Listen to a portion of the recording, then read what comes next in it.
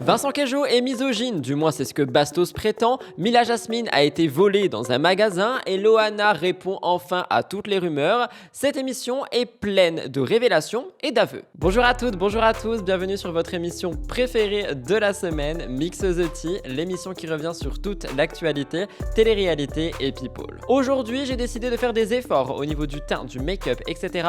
Pas vraiment de la tenue, mais j'avais au moins envie de vous faire plaisir avec une sorte de maquillage que je faisais avant, c'est-à-dire un teint on flic de l'été alors qu'il fait -5. Quoi qu'il en soit, je vous retrouve dans quelques secondes pour la mise au point. J'ai 2-3 choses à vous dire et j'ai hâte de vous présenter les actualités de la semaine. Bienvenue dans MTT.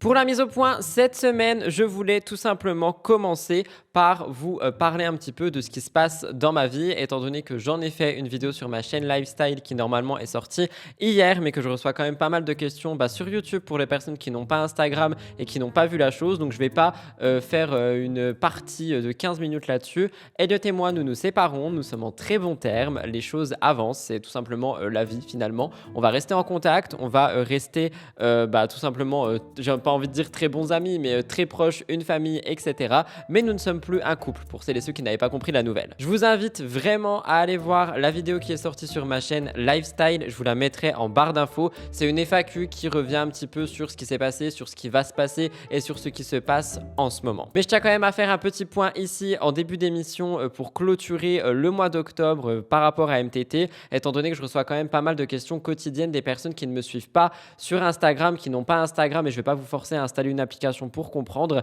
mais ça évitera qu'on me pose de plus en plus de questions. Donc s'il vous plaît, je vous demanderai juste de respecter ce côté vie privée finalement et tout simplement de se concentrer sur ce que je fais le mieux, c'est-à-dire parler d'actu, etc., etc. Je sais que j'ai une communauté bienveillante et assez mature, je peux comprendre qu'il y avait des questions, c'est tout à fait normal, mais c'est pour ça, là j'y réponds et j'aimerais qu'on n'en parle plus et qu'on passe à autre chose. Si moi j'arrive à passer à autre chose, je pense qu'on peut tous le faire.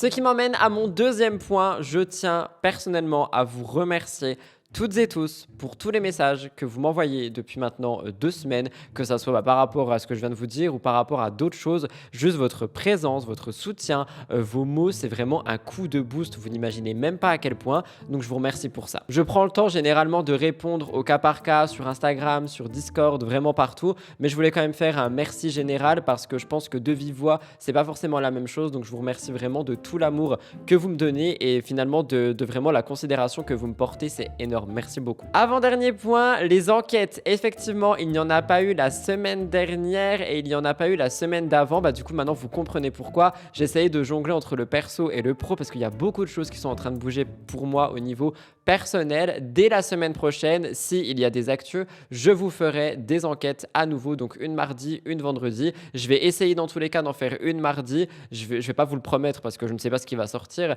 mais je vais essayer. Ça me manque de vous faire des vidéos enquêtes où on est sur des contenus un petit peu plus courts. Donc, dès mardi, normalement, c'est le retour des enquêtes. Je suis désolé, j'avais un petit peu besoin de temps pour moi, pour gérer aussi les choses qui se passent dans mon perso, parce que là, je suis en train de passer 2 permis. Il y a des milliards de meubles qui vont débarquer chez moi. Il y a beaucoup de choses qui se passent. Donc, tout ça, ça sera documenté pour des vlogs, mais c'est la raison pour laquelle il n'y a pas eu d'enquête. En fait, je profite de cette mise au point qui est un petit peu plus longue que d'habitude pour répondre à toutes les questions que vous me posez depuis 2 semaines. Et enfin, je termine, vous vous en doutez, comme chaque semaine, par faire un appel au like, un appel aux commentaires. Merci beaucoup à toutes les personnes qui le font. La semaine dernière, sur MTT, on a fait 1400 likes et je vous en remercie du fond du cœur. Je suis sûr que si on se motive, on peut atteindre les 1005 pour terminer ce mois d'octobre qui a été chaotique pour moi. Je suis sûr qu'on peut essayer d'atteindre les 1005 likes sous MTT. N'hésitez pas, là maintenant, à mettre pause ou pas d'ailleurs et juste à descendre et à appuyer sur le petit pouce si vous appréciez mon contenu de manière générale. Petit plus pour les personnes qui lâcheront un commentaire, merci beaucoup. Vous savez que ça aide beaucoup pour les recherches et pour l'algorithme et vous le voyez si vous avez déjà commenté, je réponds à tout le monde et même aux réponses des réponses directement sous MTT. C'est vraiment ma mission première. Tous les jours, je vais voir les commentaires sous MTT. Merci Merci aux personnes qui le feront et encore une fois, si vous n'êtes pas abonné, vous pouvez également vous abonner. C'est totalement gratuit. On arrive doucement mais sûrement aux 60 000 abonnés, ce qui est donc un nouveau palier road to 100 000 abonnés. Donc merci beaucoup aux personnes qui le feront. C'était une longue mise au point, mais je pense qu'elle était nécessaire. Juste avant Halloween, on avait besoin de discuter. Donc j'espère que j'ai pu répondre à toutes les questions qui me sont posées depuis ces derniers jours et ces dernières semaines. On va maintenant rentrer dans l'émission avec deux stories de la semaine. Il y en a deux cette semaine, effectivement. Je vous parle de Maeva Genam et de Kim Glow. On a deux choses sur lesquelles on doit discuter au niveau des stories. On est sur un bilan et un petit peu d'humour. J'espère que ça vous plaira. Bienvenue dans l'émission Pure et Dure.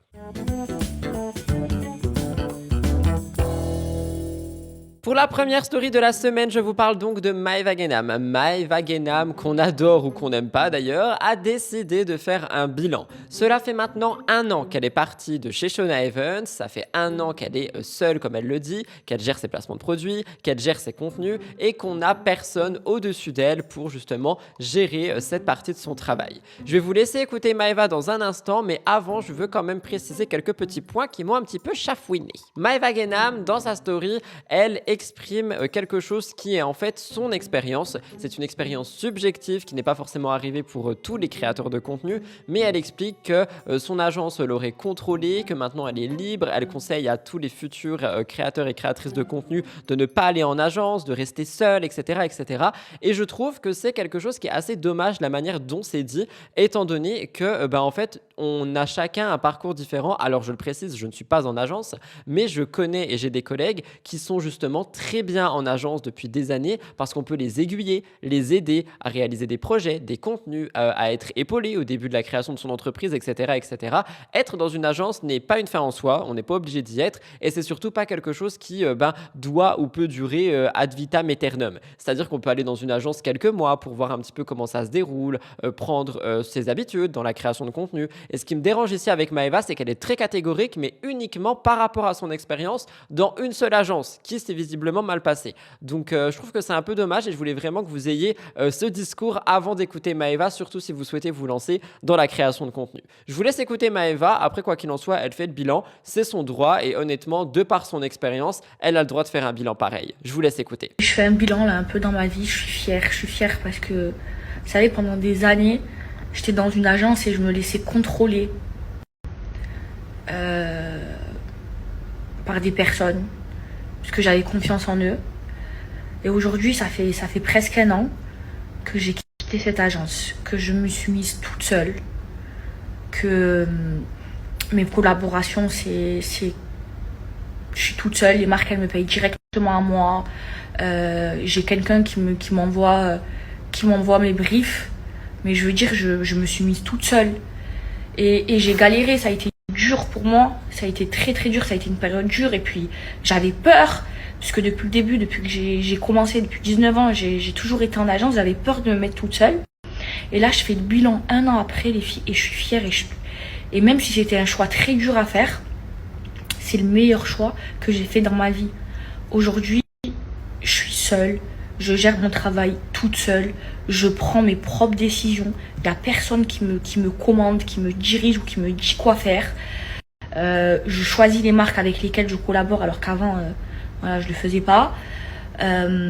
Et c'est mieux et ça a été une période dure, je pensais que j'allais pas me relever, je me suis relevée et la vérité, la meilleure chose que j'ai pu faire, un des meilleurs choix de ma vie, ça a été de me mettre toute seule. Alors oui, toute seule, c'est un grand mot. J'ai quelqu'un qui m'envoie mes briefs, quoi. Mais il y a personne. Enfin, c'est moi qui reçois l'argent. Il y a plus de vol. Je me suis fait voler. Il y a plus de vol. L'argent, il va à mon compte. Je fais mes propres choix. Je choisis les marques avec lesquelles je travaille. Je sais pas comment vous expliquer, mais en fait, c'est le meilleur choix de ma vie. Et là, je vous jure, il n'y a pas mieux que d'être seule dans le milieu de l'influence. Il faut pas être en agence. Il faut pas. Et là, si je peux conseiller toutes les nouvelles qui arrivent, qui viennent dans l'influence, ne signez jamais en agence. Parce que du moment où tu signes dans une agence, tu acceptes de te faire contrôler. Alors que quand tu es seul, personne ne te contrôle. Tu fais ton propre choix. Tu décides avec qui tu travailles.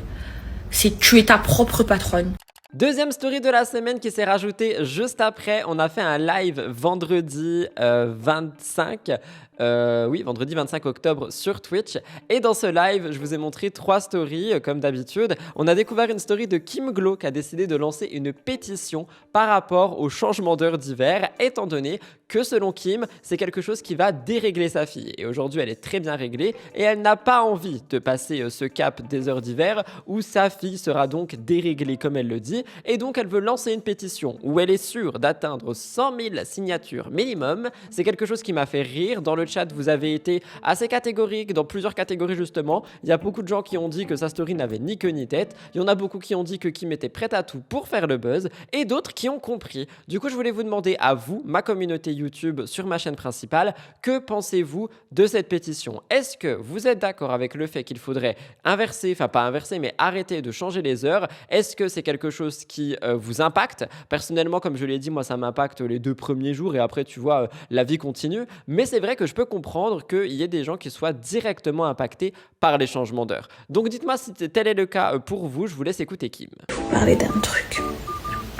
Je vais créer une pétition pour que l'année prochaine on passe pas au changement d'heure d'hiver. En fait, clairement, je suis dégoûtée là qu'on va passer au changement d'heure d'hiver parce que moi, ma fille, elle est réglée à la perfection. C'est un bonheur. Et là, ça va décaler ma fille. Il va falloir que j'adapte cette nouvelle horaire. Il y a plein de trucs comme ça. Moi, en plus, ça me fait la dépression saisonnière. Et en fait, tous les gens autour de moi, ils veulent rester en heure d'été. Du coup, j'ai décidé que je vais faire une grosse pétition que je vais mettre sur le site du gouvernement. Je vais la faire directement, comment on dit. Enfin, j'ai vu la procédure. Il faut que je regarde les termes. Je ne saurais pas vous redire, mais pour qu'elle soit vraiment prise en compte. Je vais essayer qu'on dépasse les 100 000 signatures. Je pense que beaucoup de personnes n'ont pas envie de passer en heure d'hiver. Donc ça va être, je pense, qu'on va les récolter, les signatures. Donc c'était pour vous dire. Du coup, je vais faire un petit sondage pour déjà tâter le terrain. Qui est d'accord pour avoir envie de rester en heure d'été et qu'on passe pas là dans quelques jours en heure d'hiver. Moi, personnellement, qu'il fasse nuit à 17h, ça me déprime. La nuit à 17h, mais c'est pas possible. Non. Bon, là, je pense que c'est trop tard. Hein. Mais pour l'année prochaine, ça serait bien que ça passe. Je vais faire une grosse pétition. Dernière story de la semaine rajoutée en voix off et à la dernière minute, comme vous l'entendez, le combat entre Sebi Dadi et Ilan a eu lieu. Il y a une vidéo qui est sortie sur le compte de Chayara TV, donc je vais vous laisser la regarder, comme ça vous aurez le résultat par rapport au gagnant et un petit peu ce qu'il s'est passé. Une position, Sebi reprend le dessus et il commence à toucher un petit peu. Il envoie du ground and pound, c'est un vrai travail. Hein. Absolument. On a le droit à un vrai Mais c'est un ground and pound. Ouh là là. Respecter le sport. Hein. Oui, ils ont vraiment respecté là, on peut le voir. Ouh là là. Ouh, incroyable. Physiquement.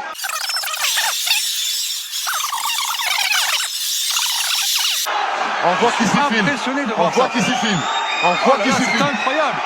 Oh, ce qui se passe, c'est incroyable. On est en train de vivre un moment incroyable. On passe un bon moment. Et qui passe, ça monte. Il va peut-être stabiliser. Il reste environ 30 secondes maintenant pour Sebi pour faire des dégâts. Et je pense qu'il a travaillé. C'est ça, il part en ground and pound. Il part en ground and pound.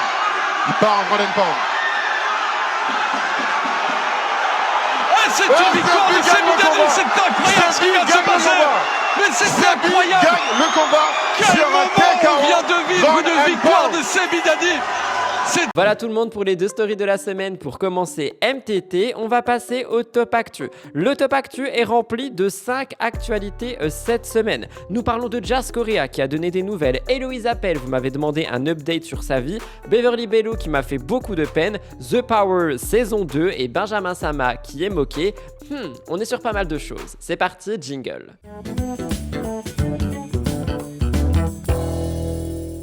Je commence donc par Jazz Correa. Jazz est célèbre pour une vie très médiatisée. Elle est mère de 4 enfants et elle traverse actuellement une épreuve de santé inquiétante. J'en ai parlé brièvement la semaine dernière, je vous rappelle qu'elle est hospitalisée en raison de fortes douleurs abdominales qui l'ont conduite à un évanouissement et donc on a su que ces douleurs proviennent de calculs biliaires qui nécessitent une opération pour retirer la vésicule biliaire. Cependant, comme je vous l'ai dit la semaine dernière, les choses se sont compliquées. Juste avant l'intervention qui était prévue, son chirurgien a détecté des complications supplémentaires qui retardent ce traitement. Jazz a raconté en story les symptômes douloureux qu'elle endure depuis 15 jours. Elle décrit des sensations aiguës, des crises tellement violentes qu'elle a dû aller à l'hôpital en urgence et c'est après ces examens qu'on a eu l'information que ses calculs biliaires étaient responsables de ces douleurs intenses et ça a donc poussé ses médecins à vouloir lancer cette ablation. Pourtant, l'opération initiale a donc été suspendue et on a dû avoir une seconde intervention pour éliminer les caillots qu'on a retrouvés dans son intestin. Jazz, de base, elle se préparait mentalement à cette première opération et le fait qu'on ait eu une deuxième qui se soit rajoutée, ça a vraiment fait un coup sur sa vie. Elle a dit « je dois faire 2 opérations, je suis à bout ». Un petit peu plus tard, elle donne des nouvelles, c'est pour ça que je fais un update, et elle a confié que la première intervention était achevée mais que 2 autres restaient à venir. Une situation médicale qui est très délicate et qui a fait pas mal de bruit. J'ai également vu pas mal de réactions sur les réseaux sociaux de personnes qui sont vraiment très malveillantes, très mal intentionnées. Alors personnellement, vous le savez, je ne porte pas Jazz dans mon cœur, je la connais pas, je connais pas sa vie, je connais pas sa famille, bref, mais on est quand même sur des problèmes de santé, ça peut arriver à tout le monde et j'ai vu des commentaires mais vraiment horribles disant qu'elle le méritait, que c'était le karma, que tout simplement il y avait pire dans la vie, enfin vraiment des trucs où je me dis mais l'humanité n'existe plus quoi. Et honnêtement, je répète, je n'apprécie pas Jazz, mais j'espère de tout cœur qu'elle s'en sortira. Je voulais vous faire un petit point parce que la semaine dernière, je crois que j'ai juste lancé le magnéto comme ça et là, je voulais un petit peu plus vous expliquer parce que j'ai eu des commentaires me demandant un petit peu d'expliquer les choses. Je vous donne également des nouvelles de Héloïse Appel. Je vous rappelle que Héloïse Appel a malheureusement eu un cancer du sein. Elle a partagé son parcours de guérison sur les réseaux sociaux et récemment, elle dévoile de nouveaux messages. Alors là, au moment où je vous parle, avant de vous parler de l'actu, nous sommes samedi matin. J'ai vu ses stories d'hier. Elle a été faire sa 30e radiographie, si je dis pas de bêtises, sur 33. Donc elle envoie un petit peu le bout de ça aussi. Je la vois vraiment revenir à, j'ai envie de dire, une vie normale entre guillemets. Elle arrive à vraiment reprendre son quotidien, mais c'est vrai qu'elle a été diagnostiquée au mois de janvier et elle a traversé des étapes difficiles, notamment une chimio et une opération pour retirer sa tumeur. Après avoir terminé sa chimio en juillet, elle a donc subi une ablation et une reconstruction de sa poitrine. Aujourd'hui, elle se concentre sur ses 8 dernières séances de radiothérapie soutenues par son compagnon. Donc au moment où j'ai écrit, c'était 8, là j'ai vu qu'il en restait 3. Mais récemment, Héloïse partage une expérience sur Instagram. En sortant de la douche, elle a découvert que la peau de sa poitrine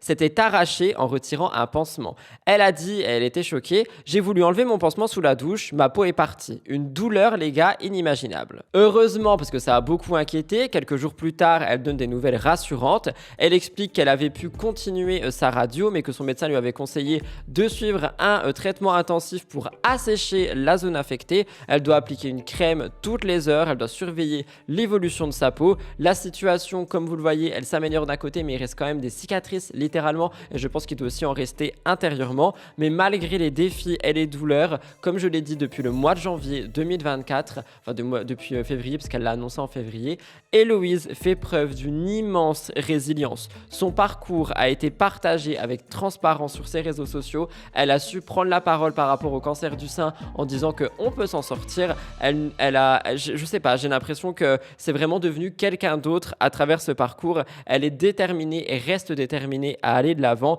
et à continuer sa lutte contre ce cancer. Vous m'avez demandé des nouvelles d'Héloïse et c'est vrai que ça faisait un petit moment que j'en avais pas donné et du coup j'ai trouvé une actualité en ligne, j'ai regardé ses stories, j'ai un petit peu checké tout ce qui se passe et c'est vrai que je trouve qu'elle est tellement inspirante par rapport à cette année qui a été très dure pour elle, pour sa famille et c'est vraiment beau à voir je trouve. Je viens de sortir de la douche, j'ai voulu enlever mon pansement dans la douche, ma peau est partie avec le pansement. Genre, ma peau s'est arrachée avec le pansement. J'en reviens pas. On voit tous les petits vaisseaux sanguins et tout. Genre, c'est... J'ai plus de peau, quoi. Genre, ma peau s'est arrachée. Bon, ça va, c'est pas sur ma poitrine, mais genre, sur là où il y avait le sparadrap, ma peau est partie avec le sparadrap. Genre, je vous jure que j'en reviens pas. Vraiment, mais genre, vraiment, quand je tirais un peu, je me disais, mais trop bizarre. Mais vraiment bizarre. Et en fait, j'ai plus de peau, du coup, à cet endroit-là. Je vous parle de Beverly Bello parce qu'elle m'a beaucoup touché début de semaine. Au début de la semaine, Beverly a révélé avec une grande tristesse les véritables raisons de sa rupture avec son ex, Noah. Une séparation qui a été marquée par des accusations graves qui soulèvent donc des nouvelles interrogations par rapport à leur relation. Alors Beverly, elle est connue pour sa participation à diverses téléréalités. On peut parler des Princes, de la Villa, des 50. Et elle avait rencontré Noah lors de la saison 8 des Princes et des Princesses de l'amour. Elle avait accepté sa proposition de fiançailles et malgré le fait que leur relation semblait solide de prime abord, elle a été concluée par des ruptures et des réconciliations. Et donc Beverly, elle a quand même souffert de ça. Selon les révélations qu'on avait eues, Noah aurait dissimulé des intentions peu louables dès le début de leur relation, il aurait cherché à profiter de sa notoriété et de ses revenus. Beverly confie que Noah, bien loin de la soutenir sincèrement, aurait géré ses partenariats, il aurait prélevé une commission de 50%, c'est énorme les gars, croyez-moi, sur chacun de ses contrats, ce qui la laisse aujourd'hui blessée, ce qui la laisse aujourd'hui vraiment sur un goût amer. Elle ajoute que l'intérêt financier serait même la raison principale pour laquelle Noah serait resté avec elle, et ces révélations que vous allez entendre, elles ont choqué tout le monde. En fait, c'est lors de l'émission Reality Club qui est sur OO, dont je vais pas beaucoup parler parce que j'arrive pas vraiment à accrocher à cette émission. Elle a partagé pas mal d'aspects de cette relation.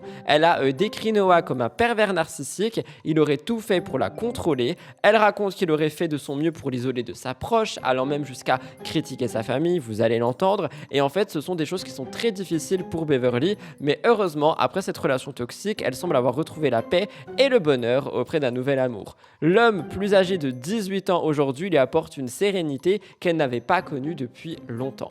Je vais vous laisser écouter. Avant ça, je tiens quand même à dire que ce magnéto m'a vraiment beaucoup touché. On l'a vu en live, j'ai failli littéralement fondre en larmes. Je vois en Beverly quelqu'un qui est vraiment blessé. On a beau en parler souvent en mode oui, les paillettes en bombe bébé, etc.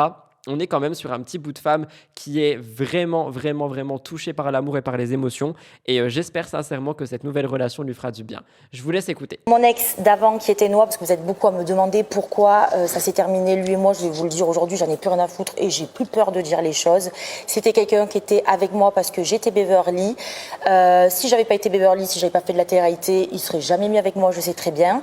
Et surtout, il a été avec moi aussi parce qu'il gérait mes placements de produits, il prenait 50% sur tout ce que je faisais. Voilà. Donc, je dis la vérité aujourd'hui et j'ai pas peur, oui, Noah. Voilà, au moins je le dis la vérité, j'avais très peur. Il me mettait très loin de ma famille. Ça a été très compliqué pendant plus de 3 ans. Il était pervers narcissique. Oui. Ça a été très dur. Vraiment, c'était très dur. C'est-à-dire que j'étais obligée de demander si je pouvais aller voir ma famille. Ça a été très dur. Oh non, vas-y. Oh non, bébé. Pour vous dire la vérité, il a insulté ma famille. Ça a été très compliqué. Il y a eu des trucs. Il a eu des paroles que j'oublierai jamais. Jusqu'à pour vous dire, j'ai une personne dans ma famille qui a eu un accident de voiture, qui n'est pas décédée grâce à Dieu, jusqu'à qu'ils me disent c'est lui qui aurait dû mourir. Oh là là. Voilà. Tiens, Noah, c'est pour toi si tu le vois. Mais ouais, peste ta mère. J'ai pleuré. Oh non. Et tu sais quoi, tu fais bien de le dire parce que ma chérie, tu vois, en le disant, tu te libères, tu vois. Et c'est pas toi la coupable, c'est lui, tu vois. Je me libère, j'ai retrouvé ma famille, surtout ma mère, parce que c'est des gens superbes et qui critiquaient. Ils voulaient en gros m'accaparer et pour me manipuler. Et il a réussi sur beaucoup de choses. Mais aujourd'hui, je suis heureuse, j'ai trouvé l'amour. Et comme on dit, peut-être il a 18 ans de plus que moi, mais l'amour n'a pas d'âge. Voilà, aujourd'hui, je suis heureuse et je touche du bois. Je sais pas si c'est du bois. C'est du fer, c'est pas grave. Du coup, tout le bonheur avec ton couple actuel, mais c'est bien aussi d'avoir libéré la parole parce que je pense que c'est quelque chose qui te pesait. D'ailleurs, ça se voit. C'était quelque chose que je voulais pas dire jusqu'à là parce que tout le temps vous me posez la question, j'ai pas voulu buzzer quand ça s'est terminé, j'ai pas voulu aller le dire de partout. Mais en fait, à chaque fois on me pose la question, moi vous le savez. Voilà. Mais ça nous touche beaucoup du coup que tu te confies à nous et que tu te libères enfin de ce poids. Ça m'est arrivé là. Ça m'est arrivé pareil, c'est vrai que ça me touche. Maintenant, passe au présent. Oui, bien sûr. Cette personne-là, croyez-moi, elle est morte et enterrée. Voilà. Et c'est un monstre. Voilà. J'espère que maintenant t'es heureux parce que tu mérites tellement d'être heureux. C'est quelqu'un de solaire et j'espère que personne n'éteindra du coup ta lumière. Non, il y a des personnes tombez pas amoureux. C'est dur. C'est horrible. Putain, c'est chaud.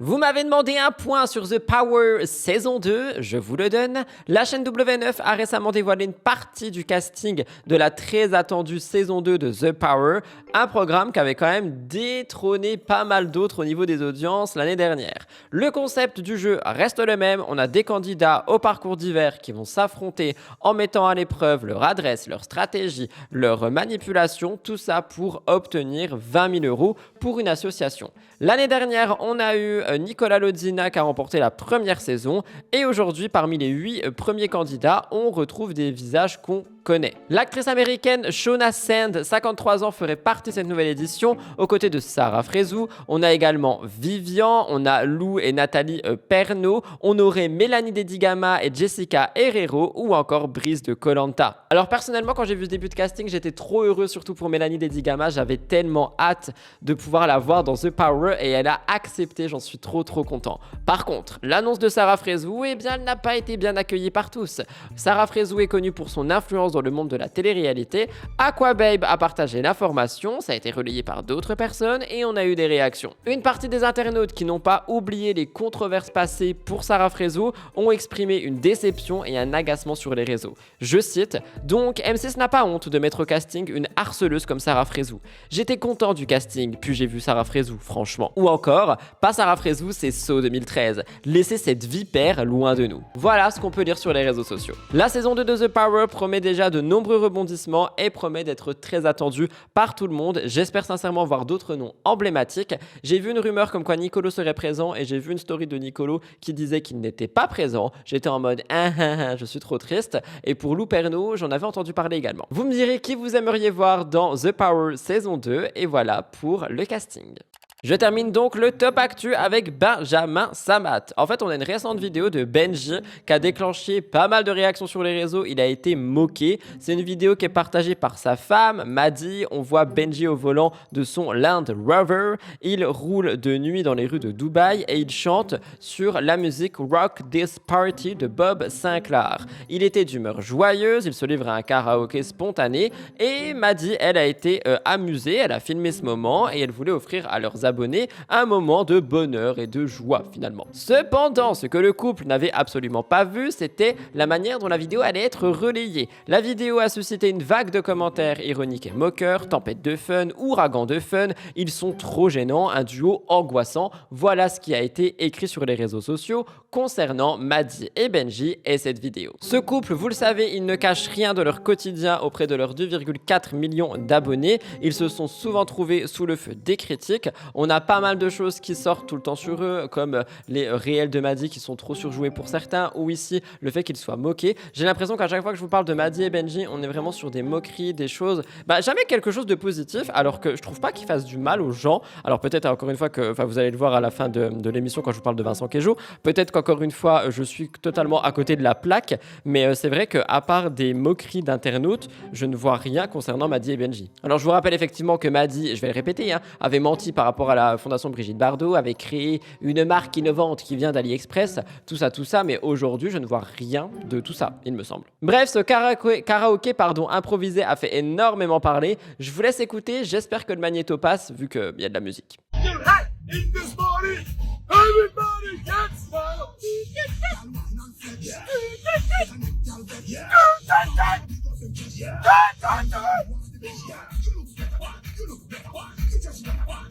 Voilà tout le monde pour le top actu cette semaine. J'espère sincèrement qu'il a pu vous intéresser et vous plaire. Il ne devait pas y avoir mon avis sur, mais finalement il y a. Je vais vous donner mon avis sur quelque chose que vous me demandez depuis quelques jours. Donc c'est parti, jingle, soyez prêts et on va pas dire spoiler alert parce que je vais pas tout vous dire. C'est parti, jingle.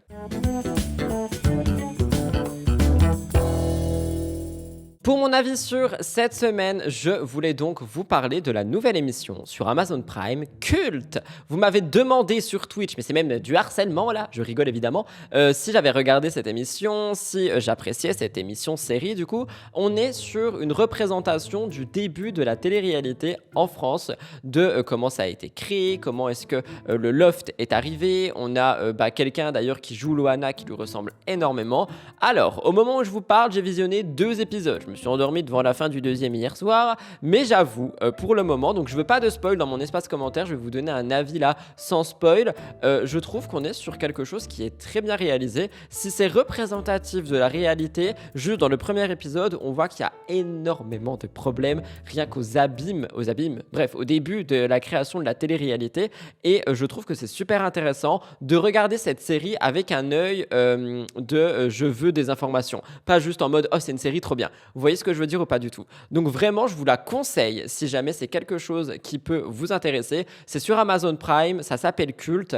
Là je suis au moment où Loana va arriver, va être castée, même si elle est jouée par quelqu'un d'autre, vous avez compris. Et il me semble que Loana avait justement vraiment donné des informations pour cette série pour que ça soit le plus fidèle possible. Quoi qu'il en soit, au moins ça montre vraiment le début de la télé-réalité, comment est-ce que c'est arrivé, comment est-ce que ça a été négocié, comment est-ce que ça a été créé, et je trouve vraiment qu'on est sur une émission qui est prometteuse. Donc j'ai hâte de voir toute la série. Ne me spoilez pas dans les commentaires s'il vous plaît, j'ai hâte de voir. Je pense que je vais tout dévorer là aujourd'hui et demain, donc samedi et dimanche. N'hésitez pas à me dire si vous voulez un débrief directement de cette série en mode tout simplement je vous fais un débrief comme si j'étais je sais pas une critique de film. N'hésitez pas à me dire ça dans les commentaires, je pourrais le faire. En tout cas dites-moi si vous avez regardé sans me spoil, et n'oubliez pas de tout simplement me dire si vous voulez mon avis sur tout ça. Voilà tout le monde pour mon avis sur très court cette semaine, mais on n'a pas de magnéto, enfin je veux pas vraiment spoiler et j'ai pas tout vu, mais vous m'avez demandé si j'avais regardé, vous m'avez demandé de vous donner un petit avis, donc je vous donne par rapport au début. C'est vrai que je trouve ça très intéressant. N'oubliez pas, on est à la moitié de l'émission, de liker si c'est toujours pas fait, de commenter en m'exposant tout simplement ce que vous pensez des actus jusqu'ici, comment s'est passée votre semaine, peu importe, venez discuter avec moi, ça me ferait grand plaisir, et n'oubliez pas de vous abonner si c'est toujours pas fait, ça aussi ça fait plaisir. On va passer au cœur actu cette semaine. Je ne vous dis pas tout, mais on a pas mal de choses. Greg Yega qui parle de ses consommations, Mélanie ORL qui est en couple et en même temps suivie par un stalker, Rim qui est comparé au frère Bognadov, ou encore Vincent Queijo qui serait misogyne, et ça je l'avais pas vu venir. Croyez-moi, on a pas mal de choses à dire.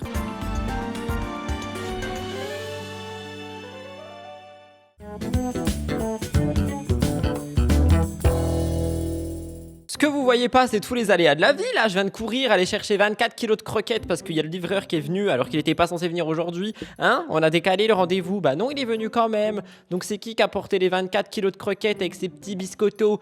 C'est Cop Cop.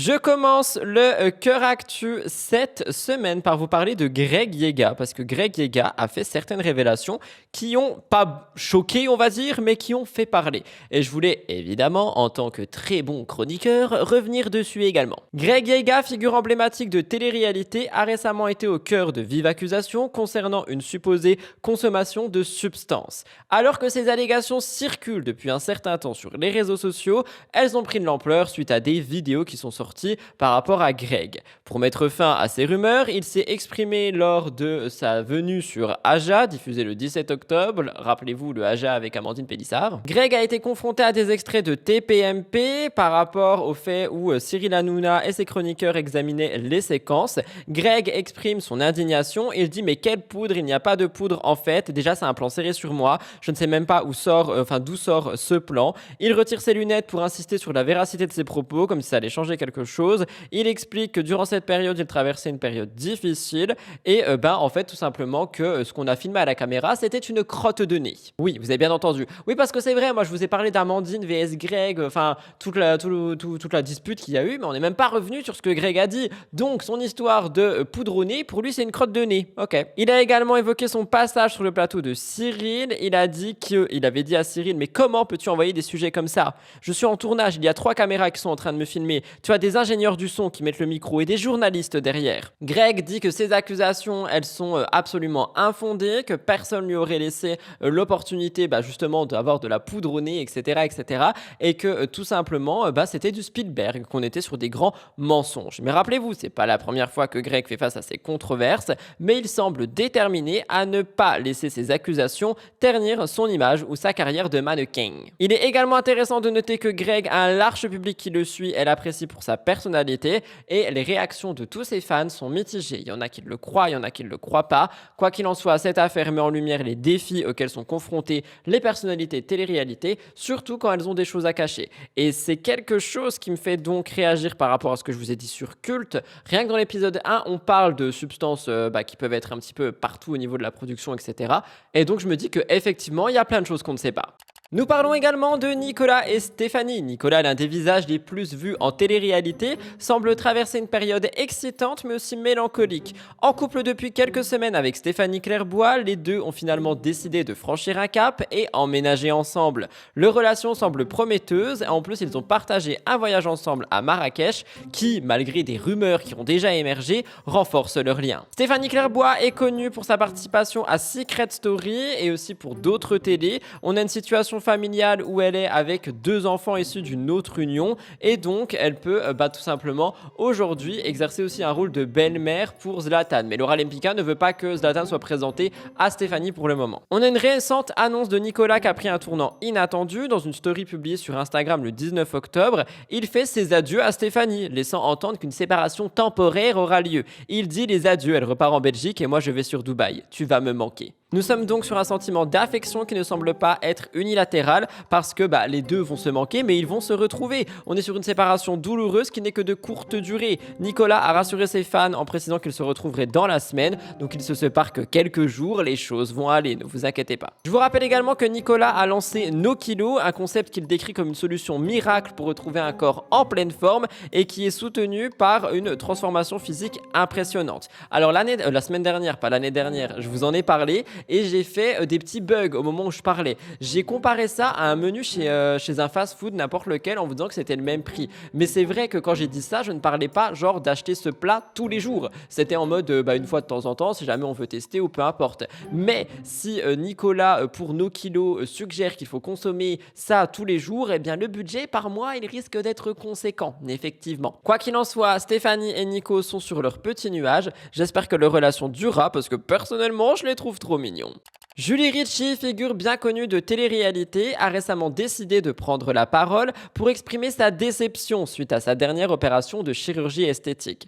Elle fait parler d'elle pour diverses raisons dernièrement, cette fois-ci c'est pour une intervention. Dans une vidéo partagée sur Instagram, Julie dévoile que malgré la qualité du travail réalisé, elle avait du mal à accepter le résultat de sa nouvelle poitrine. Elle dit que ses yeux et aussi son cerveau ont du mal et que c'est trop gros pour elle. Elle dit que ça pourrait convenir à quelqu'un mais que c'est pas élégant, que ça fait vulgaire. Cette prise de parole est sincère et aussi significative dans un contexte où la pression liée à l'image physique est forte, notamment pour les personnalités. Julie reconnaît qu'il est nécessaire de laisser du temps à son corps pour dégonfler après l'opération, mais elle peine à accepter son apparence actuelle. Elle a admis que sa décision de choisir cette taille était une erreur et qu'elle ne se sentait pas à l'aise avec les nouvelles formes qu'elle a acquises. La réaction du public a été majoritairement compréhensive. On a de nombreux internautes qui ont exprimé leur soutien en soulignant que Julie est déjà très jolie et qu'elle n'avait pas besoin de recourir à la chirurgie. Les commentaires soulignent souvent l'incompréhension face à sa décision d'augmenter sa poitrine avec des messages tels que « Pourquoi avoir voulu changer? Tu es parfaite comme tu es ». En parallèle, on a aussi eu des remarques par rapport à Stéphanie Clairbois et Nico parce que Julie se rapproche de Nico dans les 50.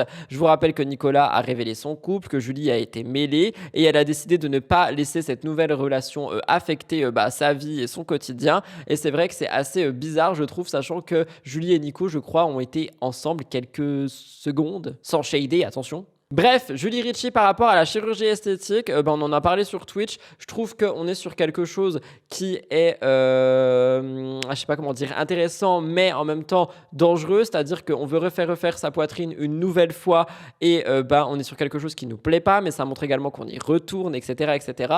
Après, on a aussi tout ce côté finalement prévention où les opérations peuvent ne pas convenir, peuvent être un petit peu, j'ai pas envie de dire mal faites, mais oui, juste ne pas convenir parce qu'elle précise quand même que le travail du chirurgien est bien, donc voilà, je vous laisse écouter. La poitrine, vous me demandez beaucoup alors, c'est comment, est-ce que tu aimes bien?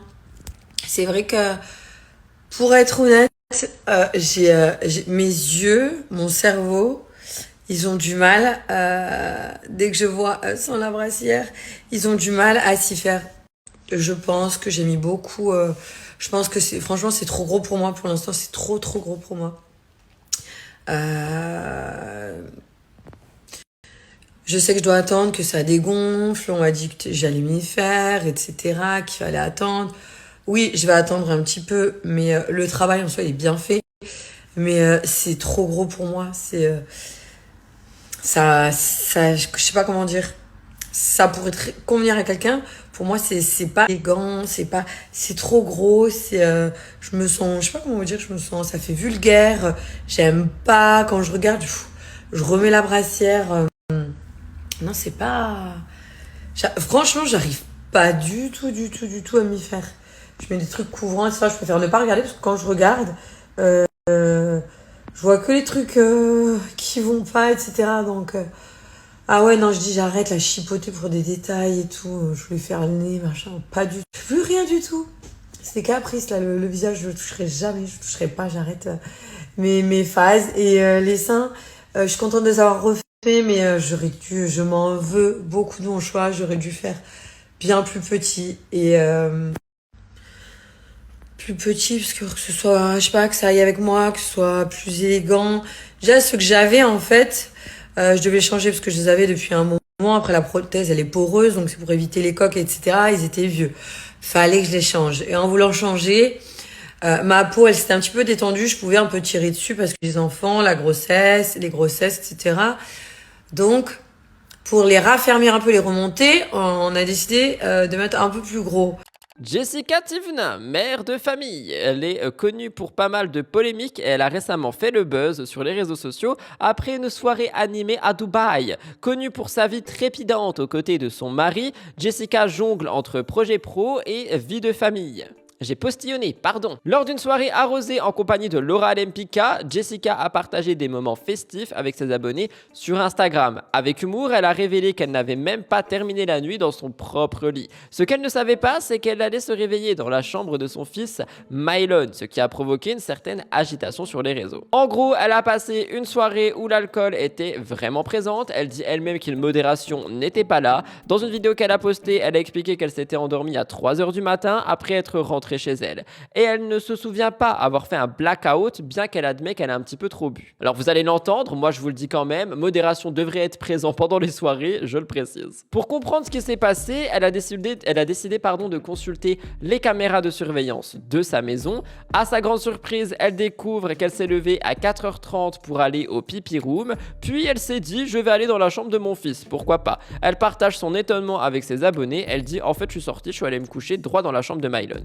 Cette anecdote, elle a rapidement fusé sur les réseaux sociaux, elle a été relayée. Il y a beaucoup de ses abonnés qui ont trouvé la situation amusante et ont salué son sens de l'humour. D'autres ont émis des critiques sur son mode de vie et sa responsabilité en tant que maman. Jessica cumule énormément d'abonnés et vous le savez, elle est souvent la cible de jugements pour ses choix de vie, qu'ils soient liés à sa carrière ou à sa vie perso. Réagir par rapport à ça très rapidement, elle a le droit de faire la fête. Genre point, c'est une maman mais c'est aussi une femme, c'est aussi une amie, c'est aussi une personne. Si elle a envie de faire la fête, qu'elle le fasse. Après effectivement, elle l'a dit dans sa story, vous allez l'entendre que la boisson est à consommer avec modération, même si pour elle ce soir-là modération n'était pas présent. Mais je suis désolé, c'est pas parce que t'es une maman ou un papa que ta vie s'arrête, faut arrêter avec ça. Bon après sauf effectivement si on rejoint ce que Maeva Genam dit. Rappelez-vous déjà il y a pas longtemps elle a été critiquée pour partager des images de la chambre de sa fille, Lee Wayne, ce qui a suscité des remarques désobligeantes par rapport à la culture du vide, à l'authenticité de son contenu. Il y a des gens qui disent ça pète dans la soie, ça va faire croire à une leçon de vie. Malgré toutes les critiques, Jess, elle vit sa vie à Dubaï, où elle a construit son empire pro avec son mari. Elle a des soirées animées, des moments passés avec ses amis, des choses qui font partie de son quotidien, même si elle dit qu'elle ne boit pas souvent. Jessica reste une figure emblématique de la télé-réalité. Elle navigue à travers des hauts et des bas, mais dans tous les cas, je trouvais qu'il y avait pas mal de choses à tirer de tout ça, notamment sur la question de la maman, en fait. La mère n'a pas le droit de sortir, la mère n'a pas le droit de faire ci, la mère n'a pas le droit de faire ça. Enfin, les gars, une maman, c'est également tout simplement une personne. Et si elle a envie de sortir avec ses amis, qu'elle le fasse. Après, effectivement, si tu me dis, elle traîne ses enfants en boîte de nuit à 3h du matin, là, on est sur quelque chose d'un peu problématique. Mais c'était pas le cas. Je vous laisse regarder. Voilà. Je me suis couchée à 3h. Il s'est passé un truc de ouf, les gars. Je vais vous raconter.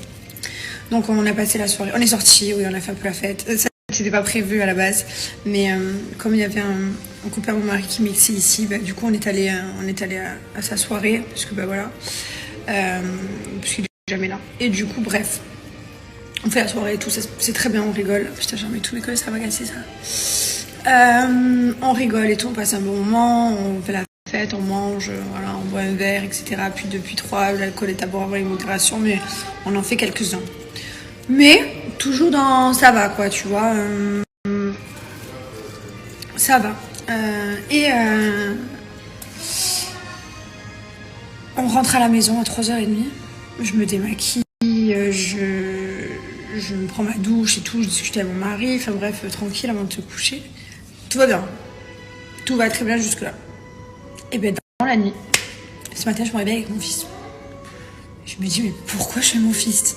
Genre, je me suis pas du tout couchée là, je me suis couchée avec mon mari, enfin ma soirée je me rappelle, même si j'ai bu un verre de verre 3 verres, je me rappelle de tout, j'ai 0 trou noir, tout va bien. Même si modération n'était pas réellement là, mon cerveau était là. Bref, je me réveille avec mon fils. Et je me dis, mais c'est pas possible et tout. Je vais à mon mari, je fais chérie, pourquoi je te réveille Mylon? Il me dit, je sais pas moi. Donc là, je regarde les caméras du coup. Je regarde les caméras et voir à quelle heure j'ai couché mon fils. Ben, en fait, je me suis levée à 4h30 pour aller aux toilettes. J'ai pas de caméra dans la salle de bain, parce que c'est une salle de bain. Dans la douche, je peux mettre une caméra. Mais je suis restée aux toilettes 5 minutes. J'ai dû aller faire pipi ou quoi, enfin bref, j'ai dû traîner, j'en sais rien ce que j'ai fait. Et après, je suis sortie, je suis allée me coucher droit dans la chambre de mon fils, mais sans pression. J'arrive, hop, je m'installe, je mets la couverture et je me rendors. Et je bouge plus. Je dors. Incroyable. Alors, vous le savez, je n'ai pas regardé la Villa des Cœurs Brisés, mais croyez-moi que là, je vais aller la regarder parce que, en fait, vous m'avez dit qu'il y a quand même beaucoup de choses à en tirer, justement, en dehors des coachings, etc., mais dans les comportements des candidats. Je vous parle de Louana et de Patrick, ce sont 2 figures emblématiques de la Villa 9. Ils ont récemment fait sensation en annonçant une réconciliation après une séparation tumultueuse dont je vous avais parlé. Leur rupture semblait définitive, mais les 2 jeunes gens auraient décidé de se donner une nouvelle chance à leur relation. La relation entre Louana, qui soit dit en passant est magnifique comme femme je trouve, et Patrick a été marquée par des hauts et des bas, captivant l'attention des téléspectateurs. Ils avaient confirmé leur séparation, Louana avait exprimé sa déception sur les réseaux sociaux, soulignant le comportement théâtral de Patrick et la superficialité de leur relation. Elle avait affirmé qu'il était temps pour elle de se concentrer sur son bien-être personnel, laissant entendre qu'elle souhaitait prendre du recul. Je vous avais montré le magnéto, je crois que c'était il y a 3 ou 4 semaines. De son côté, Patrick avait admis que malgré ses efforts, leur couple ne semblait pas fait pour durer. Il avait même été aperçu peu après la rupture sur des sites de rencontres, suscitant des interrogations sur la rapidité avec laquelle il avait tourné la page. Cependant, il est clair que les choses ont pris une tournure inattendue aujourd'hui, puisque le couple a décidé de remettre le couvert. C'est sur le compte TikTok de Louana que la nouvelle a été officialisée. Dans une vidéo partagée avec leurs abonnés, ils apparaissent ensemble, complices et heureux. Cette réconciliation a pris tout le monde par surprise, notamment après la rapidité avec laquelle Patrick avait semblé passer à autre chose. Les fans étaient perplexes, mais ravis de revoir le couple ensemble. Patrick a également partagé des moments de leur retrouvailles sur les réseaux sociaux, notamment une photo qui a été envoyée directement depuis Dubaï. Ce retour de flamme conclut donc que les deux sont bel et bien de retour, et ensuite on a eu un live pour discuter de leur histoire. Lors de ce live, Louana a expliqué qu'elle éprouvait des difficultés à trouver sa place dans leur relation. Patrick a dit qu'il était constamment inquiet de ne pas être à la hauteur des attentes de Louana, ce qui avait alimenté les tensions entre les deux. Ils ont eu une prise de conscience mutuelle qui semble être la clé d'une belle réconciliation. Le retour ensemble laisse place à de nouvelles questions. Cette nouvelle chance sera-t-elle la bonne pour les deux? Les fans sont impatients de suivre l'évolution de ce couple. Bref, il semble avoir trouvé un terrain d'entente et une nouvelle complicité. Reste à savoir si cette réconciliation perdurera. Honnêtement, je les trouve très beaux ensemble, perso. J'espère qu'ils vont pas se déchirer. Je vous laisse regarder. Si j'étais malheureuse, si j'étais pas bien, je serais partie. Mais c'était pas le cas à ce moment-là. Donc non. Et c'est ça qui me tue le plus, c'est que tu parles à ma place. Tout le temps, il parle à ma place, tout le temps il pense savoir tout le temps il pense que c'est comme ça alors que non. C'est comme tu disais, oui, mais je sais que je pourrais pas t'apporter ce que tu as besoin. Mais ce que tu m'apportais m'allait très bien. En fait, c'est juste que moi, je suis quelqu'un qui essaie de chercher tout le temps toujours mieux, mais genre mieux dans la qualité de vie, mieux dans les voyages qu'on faisait, mieux dans ci, parce qu'en fait il a mal pris, donc ça fait partie de ça. Il a mal pris le fait que j'ai dit à un moment donné, je me suis ennuyée les 3 derniers jours en Turquie, au Monténégro. Mais quand j'ai dit ça, c'est parce que j'étais en train d'organiser notre voyage. Je sais. Quand je disais ça, c'était juste pour dire, écoute, là je suis en train de planifier notre voyage en Turquie parce qu'on devait faire Antalya, Cappadoce et puis venir à Dubaï. Et je lui ai dit clairement, écoute, là je suis en train d'organiser tout et tout. Faut savoir que monsieur il organise rien et il fait toujours que moi j'organise. Attends.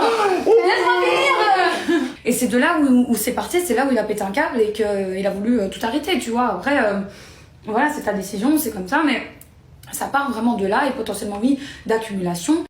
On continue avec l'amour. Mélanie ORL, figure bien connue de télé qui vient d'officialiser sa relation, on en parle. Mélanie a été révélée dans la 9e saison de l'Île de la Tentation en 2019. Elle a ensuite enchaîné les émissions, les Marseillais, les Princes, la Villa. On a pu la voir avec Julien Guirado, Alan Gouedge ou encore Greg Yega.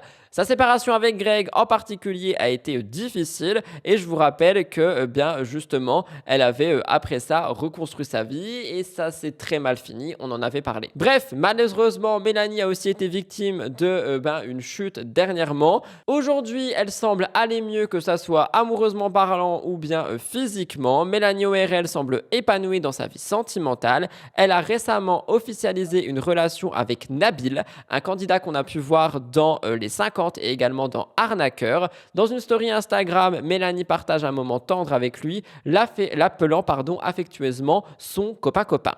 Cette annonce a ravi ses fans et ils espèrent cette fois-ci qu'elle trouvera vraiment le bonheur. D'après le compte Aquababe, les deux tourtereaux se seraient rencontrés pendant le tournage de The Cerveau, une émission dont je vous ai parlé qui va arriver après les 50 normalement. Les premières rumeurs indiquent que leur relation est solide et que les deux semblent très heureux. Après des hauts et des bas, Mélanie semble avoir tourné la page sur ses anciennes relations douloureuses. Elle aborde une nouvelle étape de sa vie avec Nabil. Ses fans lui souhaitent tout le bonheur du monde et attendent de voir si la relation pourra perdurer. Ce n'est pas tout concernant Mélanie ORL, il s'est passé quelque chose, j'en ai parlé vendredi sur Twitch, il faut qu'on en parle. Mélanie ORL a fait une story que pour le coup je vais vous laisser écouter en entière, je crois elle dure 2 ou 3 minutes, où elle explique qu'un homme a fait un vol Alger-Lyon pour aller chez sa maman, pour aller la voir parce qu'il était fan d'elle. Je l'ai dit sur Twitch et je le répète, je trouve que c'est totalement déplacé, démesuré, que c'est dangereux et que ça fait flipper. Et Mélanie, dans sa vidéo, vous allez l'entendre, elle s'excuse de ne pas avoir remercié la personne de la suivre, d'être fan d'elle, etc., etc., parce qu'elle a été terrifiée. Et moi, je l'ai dit sur Twitch et je suis d'accord, mais elle a raison de ne pas remercier cette personne. S'il y a quelqu'un qui te fait peur dans la vie, que cette personne t'apprécie ou non, te suive ou non sur les réseaux sociaux, tu vas pas en plus lui dire « Ah, merci de m'avoir créé un traumatisme et maintenant, à chaque fois que quelqu'un va sonner, je vais avoir peur. » Bah non, tu lui expliques que ça se fait pas et il n'y a pas à s'excuser. Genre, Mélanie, je la trouve vraiment beaucoup trop gentille dans cette vidéo que je vais vous laisser regarder. C'est parti, regardez. Les filles, je viens de vivre une dinguerie. J'en tremblais tout encore carrément. Une dinguerie. Donc, je suis en train de faire tout mon petit train-train, là, d'ouvrir mes colis, de jeter, de trier, tout ça, tout ça. Et ça sonne à l'interphone. Donc ma mère, elle dit oui et tout, c'est pourquoi. Et j'entends qu'elle parle pas. Donc moi, automatiquement, je me mets par la fenêtre de la chambre pour voir qui c'est qui sonne à la maison. Et là, je vois un monsieur qui est en bas de chez moi et qui me dit bonjour Mélanie, je viens exprès d'Algérie et tout, j'ai fait le vol Alger-Lyon exprès pour te voir, je suis un grand fan de toi, s'il te plaît, est-ce que tu as 5 minutes à m'accorder et tout, et moi là quand j'entends ça, j'hallucine, je me dis mais attends, c'est pas un monsieur d'un âge quand même, je me dis mais c'est quoi cette folie et tout, je me dis attends, et là je panique en fait, et je dis mais monsieur, vous pouvez pas interphoner comme ça chez ma mère, je vis même pas ici c'est l'adresse de ma mère, comment vous avez eu l'adresse, comment vous avez fait pour rentrer, parce que c'est une résidence privée avec des portails et tout.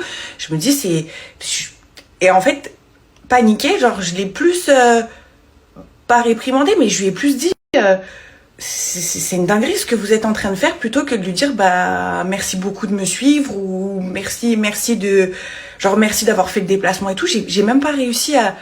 Franchement, je me dis si vraiment c'est réel que le monsieur il est déter à ce point de me suivre, de prendre l'avion, il a voulu me rencontrer et tout, et moi je lui ai dit c'est de la folie ce que vous êtes en train de faire, merci de plus jamais sonner chez ma mère en fait, mais parce que ça fait peur.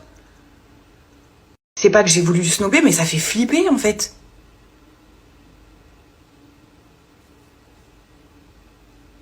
je m'en veux parce que j'ai même pas pris 5 minutes pour parler avec lui, mais ça m'a fait peur en fait. La vérité, ça m'a fait peur. Je suis encore toute retournée. Il avait l'air très gentil, hein, ce monsieur. Il y a aucun problème, mais c'est une dinguerie de faire ça. Vous pouvez pas chercher, enfin, pour les concernés, vous pouvez pas chercher l'adresse de ma mère, venir sonner chez ma mère et demander à ce que je descende. Et en plus, quand le mec il dit ouais, j'ai fait le vol exprès Alger-Lyon et tout juste pour te voir et tout, bah ça fait peur. Ça m'a fait peur. Je supplie, vraiment, je vous demande ça avec le plus de gentillesse au monde. Mais s'il vous plaît, ne venez ni sonner chez ma mère, ni sonner chez moi. En fait, c'est des choses qui ne se font pas. Ok, il y a être une personnalité publique, il n'y a aucun problème, moi, à l'extérieur. Bien au contraire, j'adore vous rencontrer, j'adore discuter avec vous. Et toutes les personnes qui m'ont déjà croisée peuvent en témoigner. J'adore discuter avec vous, faire des photos, ça me dérange absolument pas. Pour moi, c'est un vrai kiff. Jamais j'ai soufflé, jamais j'ai dit non, jamais j'ai dit c'est relou. Jamais de toute la vie. Mais venir sonner chez ma mère ou chez moi, ça fait flipper. Genre c'est privé, genre c'est une intimité à respecter. Faites pas des dingueries comme ça. Faites pas des dingueries comme ça. Même les petites qui habitent là, ici, autour, à côté de chez ma mère et tout, bon, aussi, elles me connaissent depuis très longtemps, parce que j'ai grandi ici, elles connaissent ma maman, elles connaissent ma famille et tout, mais il y a personne qui n'ose sonner à l'interphone de ma mère. Personne qui n'ose venir toquer à ma porte. C'est la folie de faire des trucs comme ça. Vous m'avez énormément demandé de parler de Rim et de tout ce qui est sorti par rapport à sa chirurgie du menton. Alors, je vais vous expliquer tout ça, mais ce n'est pas tout parce que Rim, elle a aussi partagé une nouvelle officielle. Elle est officiellement divorcée de Vincent Queijo, donc le père de ses enfants. Je vous rappelle que le couple s'est séparé en septembre 2023 et maintenant, ils sont divorcés. Mais ils restent quand même engagés pour le bien-être de leur famille. Le divorce de Rim intervient dans un contexte marqué par des tensions avec Vincent et avec Marwa Meraska. Ces tensions avaient éclaté au grand jour lors de l'anniversaire d'Alma et de Maria Valentina. Rim avait organisé une seconde fête. Tout ça, c'était les dernières nouvelles. Aujourd'hui, elle a fait une session questions-réponses sur Instagram. Elle a saisi l'occasion pour clarifier certains points et confier son ressenti face à tout ce qui se passe. Interrogée sur la possibilité d'une nouvelle relation, elle a révélé qu'elle se sentait prête à s'ouvrir à l'amour maintenant que le divorce était officiel. Je cite, « C'est comme si je me sentais enfin libre, même si j'étais déjà séparée, de faire un peu ce que je veux et m'ouvrir à une nouvelle relation à 100%. » Elle précise que bien que séparée depuis un moment avec Vincent, elle n'était pas encore prête à envisager une autre relation. Pour Rim, il était essentiel de comprendre que ce qu'elle attend vraiment d'une relation, c'est de se reconstruire personnellement. Elle dit personnellement, je ne pourrais pas m'engager avec quelqu'un de marié. Aujourd'hui, elle est libérée de tout engagement avec Vincent et elle semble sereine. Elle dit là, je suis officiellement divorcée, je me sens prête si ça vient à rencontrer un homme. Avant, je me sentais pas prête parce que déjà, je devais faire mon deuil, je devais surtout travailler sur moi, de me poser, de savoir vraiment ce que je voulais dans ma vie. Et en plus, j'étais mariée. Voilà, j'étais pas officiellement divorcée. Je le suis depuis que quelques jours.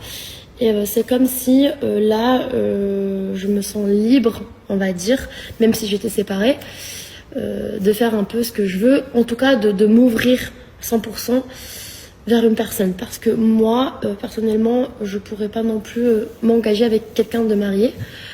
Mais voilà, du coup, là, je suis officiellement divorcée et c'est vrai que je me sens prête, voilà, si ça vient de rencontrer un homme, oui. Ce n'est pas tout, les internautes ne sont pas tendres et n'hésitent pas à critiquer les influenceurs, vous le savez. Récemment, Marwa Meraska, elle parlait de son nez qui a été refait et Rim a décidé de répondre à celles et ceux qui disent qu'elle a retouché son visage. Sur ses réseaux sociaux, elle a dit « Sachez que je n'ai jamais touché à ces parties de mon visage, j'ai toujours eu un menton pointu, c'est quelque chose que je ne changerai jamais. Je tiens à préciser que je n'ai jamais rien fait à mon visage. » Elle a demandé aux internautes de respecter ça, elle a partagé une photo d'elle plus jeune, prouvant qu'elle qu'elle n'a pas eu recours à la chirurgie. Mais malgré cette mise au point, on a pas mal de réactions. Aucune retouche, ça se voit. Mais oui, Rim, quand le mensonge prend l'ascenseur, ou encore Rim Bogdanov. Je trouve sincèrement qu'on est vraiment sur des choses pas gentilles. Hein, Rudy les bisounours, je m'en fous. Je trouve que c'est pas gentil. Rim, elle a le droit de s'exprimer sur le fait qu'elle n'a rien refait à son visage. Peut-être que sa coupe de cheveux lui change sa forme de visage, c'est possible. Peut-être que les angles des vidéos, des photos changent sa forme de visage, c'est aussi possible. Je pense qu'elle a fait des injections aux lèvres, c'est possible. Mais par contre, tout ce qui est menton et tout, moi je ne vois pas de différence. Est-ce que je suis le seul? Est-ce que j'ai du caca de vache dans les yeux? J'en sais rien. Dites-moi ce que vous pensez. Mais en tout cas, toujours les comparaisons et aller critiquer les gens sur leur physique, je sais pas, je trouve c'est pas cool. Raphaël Pépin, qui était connu pour ses apparitions télé-réalité, a été au centre d'une polémique au sein de l'émission Reality Club diffusée sur OO. Lors d'un live, on a eu une altercation avec Cindy Lopez qui a suscité des réactions vives. Tout a commencé lorsque Cindy a accusé Raphaël d'être misogyne, une accusation qui l'a profondément affecté. Raphaël a déclaré « Ça fait 12 ans qu'on me traite de misogyne », il était en larmes, il a dit 12 ans qu'on me traite de harceleur et de violent avec les femmes. Il a également reconnu qu'il avait eu des comportements déplacés dans le passé, mais a insisté sur le fait qu'il n'a jamais eu recours à la violence physique. Au cours de l'émission, Raphaël a partagé son expérience d'un procès médiatique qui a terni son image. Il a évoqué un camarade de télé-réalité qui avait prétendu avoir porté plainte contre lui, une allégation qui a été niée. Après avoir gagné un procès en diffamation, il a souligné qu'il ne cherchait pas d'argent, mais simplement laver son honneur. Je crois qu'il parle de Angel Salentino. Raphaël a exprimé son souhait de quitter l'émission, surtout à l'approche de son anniversaire, se demandant si la télé était toujours faite pour lui. Il a regretté de s'être ouvert à Cindy, estimant qu'elle avait utilisé ses confidences contre lui. Malgré ses larmes, il semble déterminé à changer son image, mais cette situation, elle met en lumière les défis que rencontrent certains participants de télé-réalité. Je vous rappelle que Raphaël Pépin a toujours eu ces accusations derrière lui. Je ne vais pas me prononcer là-dessus, je vous laisse regarder. Ça fait 12 ans qu'on me traite de misogyne, 12 ans qu'on me traite d'harceleur, violent avec les femmes, et j'en passe. Les gens qui pensent que c'est du cinéma, tant mieux. Et je vais vous demander aux 3 femmes qui sont là, est-ce que vous pensez que j'ai haï ou détesté une d'entre vous? Non. Tu penses ça ou pas? Non. Peut-être dans mes blagues, des fois je vais loin? C'est probable. Je dis pas le contraire. Qui aime bien châtie bien. Peut-être je châtie trop parce que je t'aimais beaucoup. Je t'en ai parlé encore cet après-midi. Je suis un mec qui prend les choses énormément à cœur, je te l'ai dit tout à l'heure. Moi aussi. J'ai été très blessé. D'accord? Je méprise aucune femme parce que j'ai une mère, j'ai une sœur et j'ai jamais fait ça. Alors j'ai pas toujours été très droit avec les femmes, c'est normal. J'étais jeune, j'ai été con, ça arrive, excusez-moi. Aujourd'hui j'ai 33 ans, je suis revenu dans OO spécifiquement, ni pour l'argent, ni pour vous, juste pour montrer aux gens qui j'étais réellement. La femme, je trouve qu'elle est au-dessus de l'homme, dans la société elle a une place qui est bien au-dessus de l'homme, et c'est pas des faux semblants, je m'en branle. Je ne vis pas pour la télé. Et je vis, tu sais, je suis revenu dans la télé justement parce que c'est trop méprisant, ça a été très difficile pour moi tout cet acharnement où j'ai gagné un procès. Et tu sais, les gens, c'est le procès médiatique, c'est ce qui va se passer demain. Je me suis levé, je ne l'ai jamais fait de ma vie, ni à ma mère, ni à personne. Je me suis levé, je me suis mis à genoux devant toi. Je l'ai fait, je ne l'ai jamais fait de ma vie. Je me suis levé, je me suis mis à genoux devant toi, les 2 genoux au sol. Et demande à Toto, il m'a jamais vu faire ça de ma vie. Je ne l'ai même pas fait à ma mère, à la femme que j'aime. J'ai même pas eu le temps encore de le faire à une femme pour lui demander en mariage. Je me suis mis à genoux devant toi, juste pour te demander pardon, parce que peut-être je t'avais probablement blessé. Je l'ai fait. T'en as rajouté et qui et machin. Et en fait, c'est même pas toi. J'ai compris que peut-être, finalement, la télé-réalité, c'était peut-être plus pour moi, en vrai. Mais c'est pas tout, parce que récemment, on a également Bastos en live Twitch qui a décidé de dire que Vincent Queijo est misogyne, qu'il était misogyne, qu'il a eu tel comportement, etc. Et c'est ça dont je vous parlais tout à l'heure, vous disant que j'étais pas vraiment au courant de tout ça, parce que moi j'ai vraiment découvert Vincent Queijo avec Rim, c'est-à-dire que je l'ai découvert tout simplement quand il a rencontré Rim, qu'il l'a aimé, etc., etc. Et en ce moment, il y a beaucoup de choses qui ressortent de Vincent Queijo, et j'aimerais bien en fait avoir dans mes commentaires des témoignages de ce que vous avez déjà vu en télé, de ce qui peut se passer autour de Vincent Queijo, j'en sais rien, mais j'aimerais bien creuser là-dessus parce qu'il y a beaucoup de choses qui sont en train de sortir et j'arrive pas à les comprendre. Donc n'hésitez pas à me dire, je vous laisse écouter un moment du live de Bastos, je vous mets pas tout. Vincent Queijo a été uniquement apprécié grâce à Rim, grâce à sa famille, grâce à ses enfants, et il a exploité ça à foison, puisque clairement sur son compte Instagram s'en est rempli. Il a exploité ça à foison, il s'en est servi, ça l'a aidé à revenir en télé, mais clairement personne n'a jamais apprécié Vincent Queijo avant, en tout cas de l'extérieur, étant donné son comportement qui se voyait carrément à la caméra, et je veux dire, ça ne l'a aidé qu'à une chose, c'est-à-dire à faire des live matchs et à se mendier de l'argent pour pouvoir avoir accès aux donations de ses donateurs sur TikTok. Voilà, mais clairement, c'est un misogyne qui a eu des propos même à bien des reprises racistes. J'aime bien Marois parce que j'aime ce qui est épicé, j'aime le couscous. Je veux dire, même si c'est du positif, c'est-à-dire que tu l'aimes bien, c'est raciste. C'est 100% raciste en majuscule. Voilà, tout simplement, ça c'est des propos hyper problématiques. Quelle belle transition, étant donné que nous parlons de Marois et de Vincent juste maintenant pour faire un petit point. Marois de nouveau fait parler d'elle en raison de ses récents rapprochements. Je vous rappelle qu'elle est éloignée physiquement de Vincent Queijo pour le moment et elle a été aperçue avec Ahmed et ça a fait beaucoup parler. Elle est dans un voyage à Istanbul pour sa rhinoplastie, enfin du moins c'est ce qu'elle a fait dernièrement. Elle a ensuite montré une vidéo de son nez, on a eu pas mal de réactions par rapport à ça. Et Marois, lorsqu'elle était en convalescence, elle a été vue avec Ahmed, un ancien candidat de télé-réalité. Les deux ont partagé des moments complices à Paris, ravivant une vieille amitié. Et dans une vidéo, ils expriment leur joie de se retrouver et Ahmed ne manque pas de taquiner Marois sur son nouveau-né. Et donc ils ont des rires complices. Vous vous en doutez, les internautes ils se sont dit « Oulala, ça y est, elle est en train de tromper Vincent, elle est à fond sur Ahmed ». Les réseaux sociaux se sont enflammés avec des commentaires variés concernant ce rapprochement. Il y en a qui ont exprimé leur surprise face à la proximité de Marois et Ahmed, remettant en question la relation avec Vincent. Je cite « Tu vas mieux avec Ahmed que Vincent. Vincent en PLS ». Quoi qu'il en soit, moi je pense que ça ne touche absolument pas son couple, à moins que j'ai raté un épisode, et elle a tout simplement le droit d'avoir des amis. Après effectivement, si elle est beaucoup complice avec lui, ça les regarde, ça regarde également son couple si jamais ça le dérange, mais je ne vois pas ce qu'il y a de mal à l'intérieur. Peut-être qu'encore une fois, je suis à côté de la plaque, je vous laisse regarder. Je vais rejoindre Ahmed, votre pote préféré. On va dans une boutique de prêt-à-porter et il y a une veste que j'ai adorée. Il est là, il est là, il est là. Comment tu vas? Ça va? Trop manqué, voilà. Toi aussi. Je vous jure, il m'a grave manqué. Mais lui, c'est un mytho. Non, je te jure, elle m'a trop manqué. Ça fait longtemps qu'on s'est pas vu, c'est vrai. Longtemps. Bah, je suis partie. Ouais, mais attendez, c'est une dinguerie. Arrête, pas de commentaire. C'est pas le. Non, pas de commentaire, pas de En commentaire. même temps, t'as refait ton nez, toi. Dis-leur la vérité. Non, mais moi j'ai fait une chirurgie réparatrice, c'est pas une chirurgie plastique. C'est Voilà. le cassé nez quand on était en Thaïlande. Ouais, bah, c'est différent. Oui, Ouais, je sais. c'était. Tu vois, Ouais. j'ai pas fait. Ouais, non. Mais franchement, ça va bien. Ouais. Mais je préféré avant. Ça fait un moment qu'on n'a pas parlé de Paga et Giuseppa, vous m'avez demandé des nouvelles, donc je vous en donne, j'ai vu quelque chose passer. Je vous rappelle qu'ils sont parents de 2 petites filles et ils sembleraient bien prêts à envisager d'accueillir un 3e enfant. Leur parcours familial a débuté avec la naissance de Georgia en avril 2023, ça a été rapide et souvent sous le feu des projecteurs. Après la naissance de leur première fille, ils se sont mariés et ils ont eu un 2e enfant, Adriana. Giuseppa fait face à des défis quotidiens par rapport à la maternité, comme les insomnies de Georgia et ses soucis d'allaitement avec Adriana. Elle essaye de trouver un équilibre entre ses responsabilités de mère et sa vie personnelle, notamment en se consacrant à ses passions comme l'équitation. Toutefois, elle doit également gérer les critiques liées à son image publique, notamment après avoir partagé un changement de coupe de cheveux. Dans une récente vidéo YouTube, Paga a abordé la question d'un 3e enfant. Sa réponse a été franche, oui, mais pas maintenant. Giuseppa a demandé plus de détails, Paga a dit qu'il voudrait avoir un fils, une idée qui le réjouit, et en plaisantant, il a même mentionné qu'il prendrait une année sabbatique, c'était une 3e fille,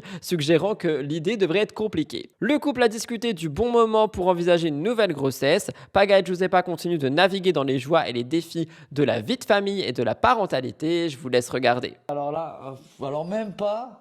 Et avant qu'on arrête la vidéo, je vais te demander. Quand c'est qu'on se remarie pour la 2e fois? Hein? Tu veux un 3e? Ouais, mais pas maintenant. Ah ouais? Pas maintenant. Ah les gars, vous comprenez bien que si au final j'arrive à, sur le fil, à 95e, à se choper le fiston, le minot, le garçon, ça serait une fierté quand même. Hein. Si c'est une 3e fille, c'est une 3e fille. L'équipe de danse. Alors là, l'équipe de danseuse. Vous me voyez plus pendant un an. Une année sabbatique, la famille.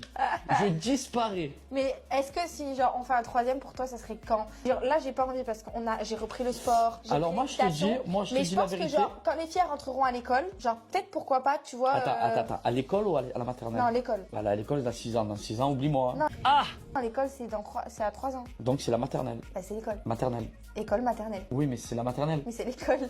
Ouais, c'est... Bon, dans tous les cas, on verra. Peut-être c'était juste. En fait, je l'ai pas dit. Ouais, ça va, ouais. On n'a pas fait l'amour depuis un moment, donc là, alors là... En fait... Ouais, alors là... alors même pas... Ben, arrête de forcer. Même pas, je rigole. Je termine le cœur actu avec Manon Tanti, qui est bien connue pour sa présence en ligne sur les réseaux sociaux, notamment avec sa famille, et elle a récemment suscité des inquiétudes. Manon compte près de 3 millions d'abonnés et elle avait pris un petit peu de recul, ce qui a conduit beaucoup d'internautes à spéculer par rapport aux problèmes de son couple. Rappelez-vous, on en a parlé dernièrement. Sur Snapchat, elle a expliqué que son silence n'était pas lié avec des tensions par rapport à Julien, mais qu'elle travaille sur un projet perso. Elle a dit « Ce silence n'est pas lié à mon couple ». Malgré l'absence de Manon à Dubaï avec Julien et leurs enfants, elle a révélé que Julien, habituellement discret, lui avait laissé des messages vocaux sincères avant son départ, montrant un soutien inconditionnel. Cette attention de sa part semble avoir rassuré Manon quant à la solidité de leur relation. Cependant, Manon a également partagé des moments difficiles qu'elle traverse avec lui. Dans une story, elle exprime son sentiment d'être souvent sous-estimée, débordée par les responsabilités tout en manquant de reconnaissance. C'est de ça dont on avait parlé. Julien parlait également de sa propre détresse. Bref, Manon, elle dément fermement les rumeurs de rupture qui circulent. Elle affirme que tout va bien dans leur couple et que les spéculations sont donc infondées. Elle a souligné l'importance de la transparence dans la communication avec ses abonnés et elle est déterminée à partager son parcours personnel malgré les difficultés. Manon et Julien traversent des moments délicats comme chaque couple et ils affichent une volonté de surmonter ces épreuves. Manon veut continuer son engagement envers sa communauté, même s'il y en a beaucoup qui disent que parfois elle en dit peut-être un peu trop. Alors pour réagir, c'est vrai que le couple Manon et Julien, on en parle souvent pour parler des crises, etc., etc. Là, du coup, quand on a vu que Manon était absente pendant quelques temps en story, on s'est vraiment posé beaucoup de questions. Qu'est-ce qui se passe? Est-ce que ça y est, elle est partie? Est-ce que son couple a volé en éclats? J'en sais rien. Surtout qu'en ce moment, il y a vraiment beaucoup de gens qui se séparent d'après ce que je vois sur les réseaux. Mais non, apparemment, elle serait uniquement sur un petit projet perso. Et j'ai évidemment pu retrouver sa story en fouillant l'internet. Je l'ai trouvée sur YouTube. Donc, je vous laisse regarder un petit moment. Franchement Valérie, j'avais aucun doute sur le fait que Julien était un papa extraordinaire. Vraiment, il s'est toujours très bien occupé des enfants. Mais bon, j'avoue que là, mon départ, ça m'a un peu angoissée. Je me suis dit comment il va vraiment... Parce que je suis pas là pour pas qu'il ressente le manque. Pardon, je suis un peu fatiguée. J'aurais bien fait une sieste, mais je peux pas. Et franchement, je suis vraiment tout géré de A à Z tout seul. Bon, certes, il y a les nannies, mais c'est quand même à lui de gérer les emplois du temps, la logistique de tout. D'accorder 3 fois plus de temps aux enfants, hyper agréablement surprise, voilà, qu'ils s'en sortent aussi bien. Et en plus, sans se plaindre, parce que je m'attendais à ce que il m'envoie tout le temps des messages où il est sous l'eau, et en fait, pas tant que ça. Donc non, c'est top, c'est chouette, ça confirme encore plus que je pensais, mais bon, j'ai jamais eu de doute sur le fait que ce soit un papa extraordinaire. Voilà, donc au moins avec mon mari ou au moins avec mes enfants, mais là, toute seule, c'est pas facile. Je sais que maintenant, je vais pouvoir m'absenter plus souvent. Non, je plaisante. J'aime pas trop m'absenter là. C'est vraiment une toute première que je m'absente seule. Il y a les vacances scolaires qui arrivent. C'est la toute première fois que tu laisses ta famille comme ça. Déjà, c'est la première fois que je les laisse, mais en plus déboussolée dans une nouvelle maison. Voilà, ne pas partir, c'est pas possible. Je pars pour quelque chose qui me plaît. Je pars forcément pour le travail et j'avais pas envie de passer à côté de cette opportunité, de cette nouvelle chose en fait pour moi. Donc voilà. Voilà tout le monde pour le cœur actu cette semaine. J'espère sincèrement qu'il a pu vous plaire, vous intéresser. On avait pas mal de choses, vous allez le voir. On n'a pas vraiment de grosses polémiques, même dans les gros dossiers. On a surtout vraiment beaucoup de révélations cette semaine. On a beaucoup d'updates, on a beaucoup de gens qui prennent la parole, qui font des points. Et du coup, ça me permet de vous donner un petit peu des nouvelles pour terminer le mois d'octobre. N'oubliez pas de liker, commenter et vous abonner avant de passer au gros dossier si c'est toujours pas fait. Les gros dossiers sont 2 cette semaine. On parle de Loana qui répond à toutes les rumeurs qui disent qu'elle est à la rue, qu'elle n'a plus un rond, etc., etc. Et surtout, on finit par parler de Mila Jasmine qui a été comparée encore une fois à une menteuse. Elle a été mise en comparaison avec Victoria Meo qui elle est devenue maman et surtout elle s'est faite voler dans un magasin à Dubaï. Ça fait beaucoup de choses sur lesquelles on doit discuter. C'est parti, gros dossier pour terminer l'émission. Jingle, je vous laisse avec ça.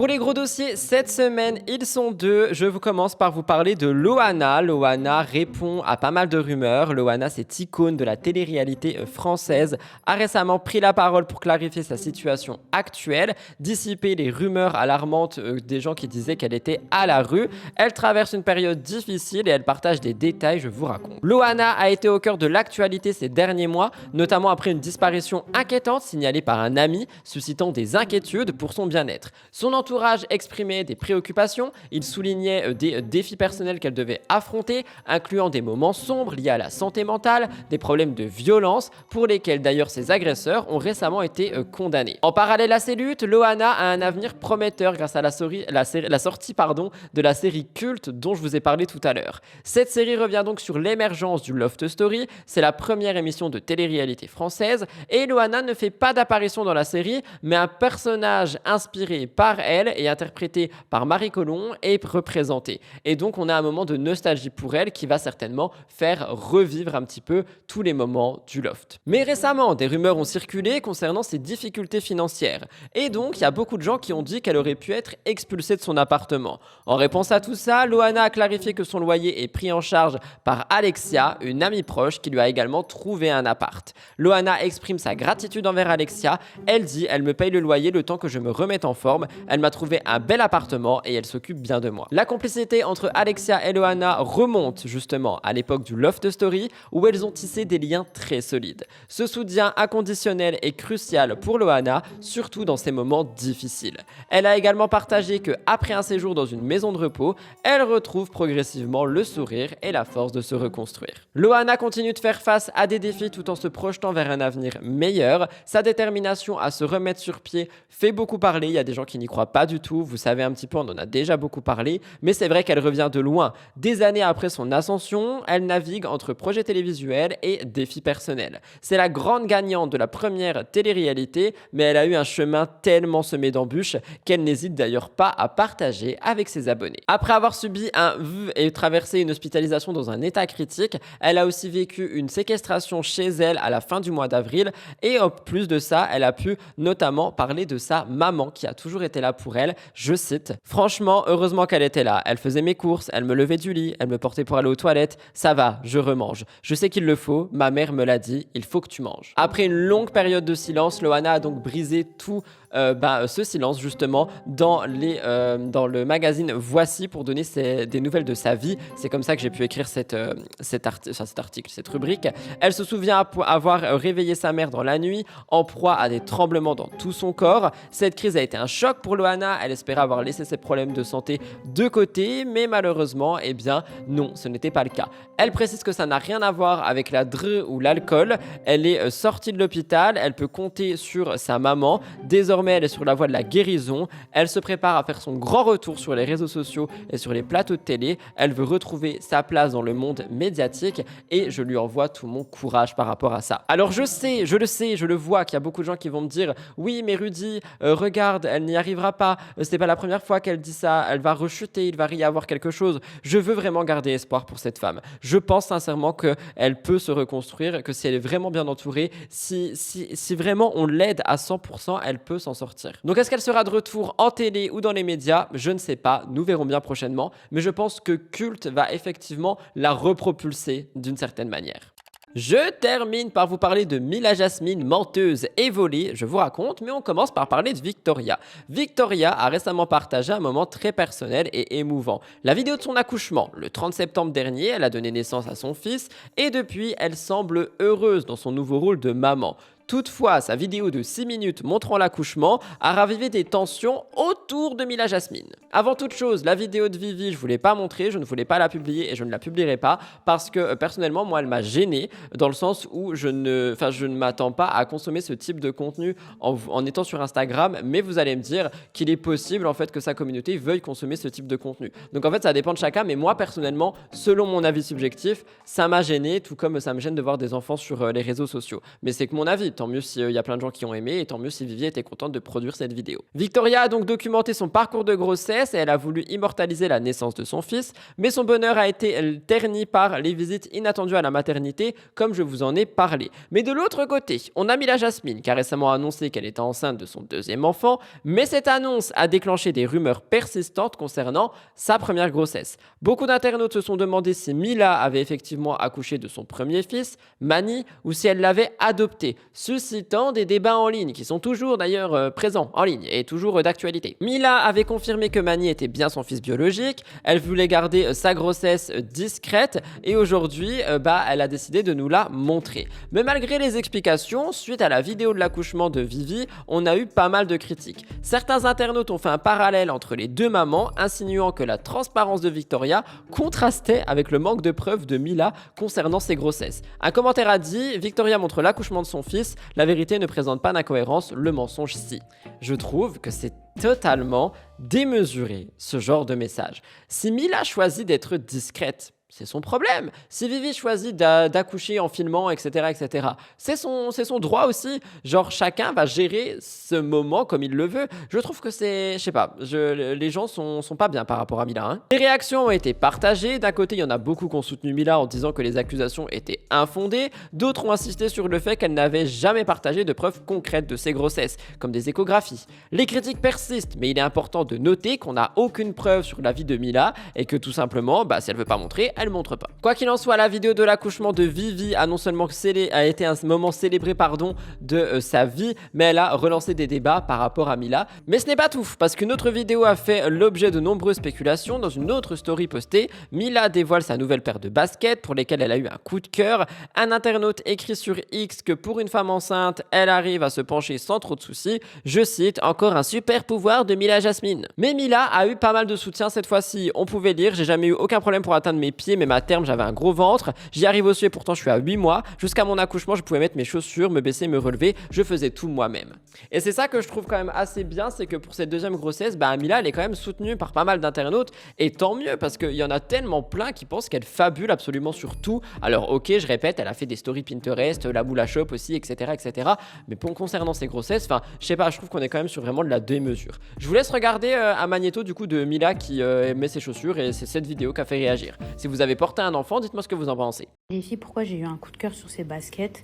Parce que vous voyez déjà là, la matière, c'est pas du tout la même. Là, c'est en or.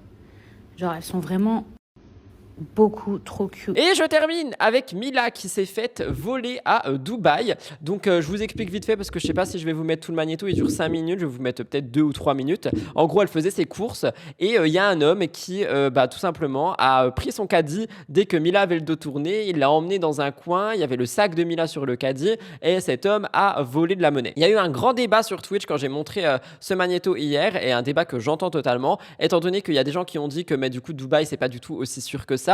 Mila, elle pensait qu'en laissant son sac sur son caddie, personne n'allait rien lui voler. Visiblement, si, on lui a volé des choses. Et tout simplement, elle met aussi en avant le fait qu'elle aurait dû faire attention, qu'elle aurait dû être plus vigilante. Donc on est quand même sur une story qui a une morale, je trouve. Cependant, on a aussi eu pas mal de questions se disant que peut-être ça montrait encore une fois le déséquilibre qu'on peut trouver à Dubaï. Je sais pas si vous êtes au courant, mais Dubaï n'est pas simplement une ville, qu'une ville luxueuse qui est dans le bling bling. On a aussi un tas de personnes qui sont des êtres humains traités d'une manière absolument horrible, qui n'ont pas forcément de salaire. Je vous parle des ouvriers qui sont là pour construire des choses pour justement que les riches personnes de Dubaï puissent bien vivre. Ces ouvriers qui n'ont plus de passeport, qui n'ont plus de papier, qui n'ont plus rien. Et du coup, la question s'est posée, peut-être que cet homme était tout simplement quelqu'un qui n'a pas de moyens, alors attention, ça n'excuse absolument pas le vol de monnaie, hein, mais ça montre encore une fois que Dubaï n'est pas simplement ce que les influenceurs de Dubaï montrent. Donc la sécurité, ok, il y en a, mais visiblement tu peux te faire voler quand même.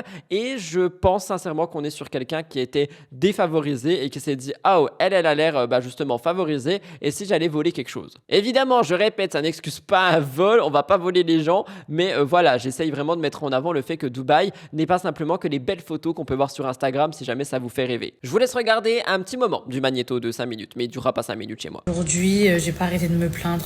Bon, déjà parce que c'est les hormones et parce que vraiment j'ai passé une journée de merde. Après, j'ai reçu plein de messages où vous m'avez dit Mila, on t'excuse et tout, c'est les hormones et tout. Après, c'est pas dramatique, mais Voilà, quand ça nous arrive, c'est toujours chiant. En fait, je vous explique. Ce matin, j'avais pris la parole et tout, mais comme j'étais pas allée au bout de l'histoire et tout, je me suis dit, bon, ça sert à rien, je vais effacer. Mais en fait, je vous explique. Hier, j'étais au supermarché, et d'ailleurs, vous l'avez vu dans mes snaps et tout. Et en fait, à un moment donné, je perds mon caddie de vue. Mais trop bizarre. Mais comme je suis un peu tête en l'air et tout, je me dis, bon, peut-être c'est moi qui n'ai pas fait attention, mais trop bizarre. Bref, je retrouve mon caddie à des mètres et des mètres de moi, le sac ouvert. Sauf que quand j'ouvre mon sac, je vois qu'il manque rien. Sur le coup, hein. Vous allez comprendre, je vois qu'il manque rien. Je vois qu'il y a mon téléphone, je vois qu'il y a mon portefeuille, je vois qu'il y a mes clés, mes trucs et tout. Je vois qu'il y a mon sac déjà tout court. Donc je me dis, bon, bah, c'est peut-être moi qui ai halluciné, je suis peut-être fatiguée, je vais essayer de terminer cette histoire rapidement pour pas m'éterniser. Mais en gros, c'est au moment de payer que quand j'ouvre mon porte-monnaie, et ben, je me rends compte qu'il n'y a plus d'espèces. Je vois qu'il n'y a plus rien, mais même pas un seul dirham. Je me dis, mais c'est une blague là. Et en fait, sur le coup, moi, quand j'ai retrouvé mon sac, c'est vrai qu'il était ouvert. J'ai pas pensé à regarder dans le portefeuille. À partir du moment où j'ai vu qu'il y avait mon téléphone, mes affaires, etc., je me suis dit, bon, bah, c'est bon, tout est là. Naïve que je suis. Et donc, j'ai appelé la sécurité. Je leur ai dit, voilà, je crois qu'il y a quelqu'un qui a pris mon caddie. S'il vous plaît, regardez les caméras. Et effectivement, après avoir regardé les caméras, et bah, en fait, quand j'ai eu le dos tourné, mais c'est un peu en partie, je vais pas dire de ma faute, mais c'est comment on dit en français là, c'est un manque de vigilance de ma part. Genre, c'est une réalité. La réalité, c'est que je vis à Dubaï et que du coup, je suis beaucoup moins vigilante parce que je me dis, oh, il n'y a pas de vol, il n'y a pas ci, il n'y a pas ça. Mais après, il ne faut pas non plus laisser ses affaires comme ça parce que, bah oui, il y a des gens effectivement qui volent. Et en fait, il y a un mec qui m'a pris mon caddie, on le voit dans la vidéo, il me prend mon caddie, genre il s'en va loin là où je l'ai retrouvé le caddie, il ouvre mon sac, il prend mon porte-monnaie, il prend tout l'espèce et il se barre. Voilà tout le monde pour l'émission de la semaine. J'espère qu'elle a pu être enrichissante pour vous et vous plaire. J'espère sincèrement qu'elle vous a plu parce qu'on n'avait pas d'énormes actus, des trucs dans le genre, des gros dossiers, des polémiques. Mais j'avais quand même envie de vous faire MTT comme d'habitude quoi. Donc j'ai fouillé un petit peu, j'ai creusé. Je vous parle d'actu, là on est vraiment sur un racontage d'actu. On n'a pas de grosses polémiques. Même les gros dossiers n'ont pas été si longs que ça. Donc j'espère sincèrement que ça vous a plu. Si c'est le cas, n'oubliez vraiment pas de liker, commenter et vous abonner. Je vous retrouve dimanche prochain pour une nouvelle émission qui sera donc la première émission de novembre. Je vous embrasse très fort. N'oubliez pas de me rejoindre sur Instagram @RudyCoppel ou RudyCoppel Actualité. Et on se retrouve toute la semaine en live pour des enquêtes pour MTTI. Sinon quoi, dimanche prochain. Merci pour votre fidélité. Je vous embrasse. Passez un bon dimanche ou un bon début de semaine.